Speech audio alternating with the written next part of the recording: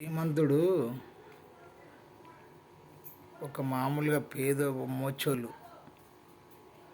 అయితే మామూలుగా ఎట్నే కొనసాగుతుందంట. కొన్ని రోజులు వాళ్ళకి వీళ్ళకి మామూలుగా మంచితనం ఉండి ఉండి కొన్ని రోజులు బాగానే ఉండంట.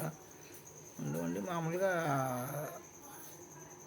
అట్నే కొన్ని రోజులు ఫ్రెండ్షిప్ చేసుకుంటూ ఉండి ఇదేమైందంటే మేము ఏదో శ్రీశైలమో ఎక్కడనో శ్రీశైలం వెళ్తున్నాము, మళ్ళీ మేము వెళ్ళొస్తామంటే ఏమి చెప్పిందంట, అక్క శ్రీశైలం వెళ్తే చెప్పండి మాకు మీరు వెళ్ళే ముందు అని చెప్తే పలానా డేట్ని వెళ్తున్నామని చెప్పేసి అందులోలాగా ఆగి ఈమె కూడా చెప్పిందంట. చెప్పక మరి అంటే చెప్తాను అని చెప్పేసి ఉన్నామే నిన్ను వాళ్ళు గొప్పింటలు అన్నమాట. కొద్దిగా డబ్బు పలుకోడి బాగుందంట.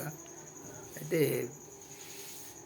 అందంట, చెప్పిందంట మేము వెళ్తున్నాము శ్రీశైలం, మళ్ళీ ఏం చేయాలంటే అమ్మ మా దగ్గర అయితే డబ్బులు ఏమి లేవు, మా చాలా బీద పరిస్థితి అని చెప్పి చెప్పుది కుట్టింది ఉంటుంది చూసినావా. చెప్పు మన కొత్త చెప్పుది చెప్పుల కోసం తెస్తారు కదా తోలు, ఆ తోలును కొంచెం కత్తిరించి ఇచ్చిందంట. ఆ పాతాల గంగలు వేసేటప్పుడు మాత్రము ఈ చెప్పుది నా పేరు చెప్పి అయ్యమ్మా, అదే 10 లక్షలు అమ్మవారికి నేను అదే కోరుకుంటున్నా, అది దగ్గరున్న భక్తి మార్గంతోనే అదే కోరుకుంటున్నా, అది అంతకన్నా మంచి ఏమీ లేదు అని చెప్పి ఏమి చెప్పిందంట. ఆమె నవ్విందంట. నవ్వితే నవ్వుకొని అని చెప్పి మామూలు ఊకుందంట. పోయిరంట. పోయినాక మామూలుగా వీళ్ళు బస్సు అక్కడ దాకా వెళ్ళిపోయింది.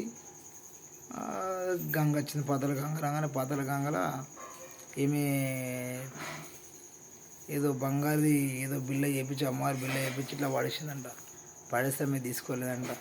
ఈమె ఇచ్చిన తోలు గుర్తుకొచ్చిందంట. ఇది మన మోచోళ్ళు తోలు కట్ చేస్తారు కదా, కొత్త చెప్పుది అది వాడని చెప్పుది అనమాట. ఈమె భక్తితో, ఎందుకంటే భక్తిని ఇచ్చింది కాబట్టి ఇట్లా వాడేయగానే పాతాల గంగాదేవి వచ్చి ఇట్లా వాడేయగానే అందుకుందంట. అంటే దానిలో ఫ్రెండ్స్ మంచిగా అర్థం చేసుకోండి, మన దగ్గర నిజాయితీ ఉంటే మనకు అన్యాయం జరగకుండా న్యాయం జరుగుతుంది. అన్యాయం మనం ఇంకోరికి అనుకుంటే మనకు కూడా అన్యాయం జరుగుతుంది, ఏదో ఒకరోజు అన్యాయం జరుగుతుంది. కాకుండా నిజాయితీ నడిస్తే ప్రతి ఒక్కరు నిజాయితీ నడుస్తుంది. ఒకరికి మనం అన్యాయం చేయదనుకుంటే మనకు కూడా అన్యాయం జరగదు.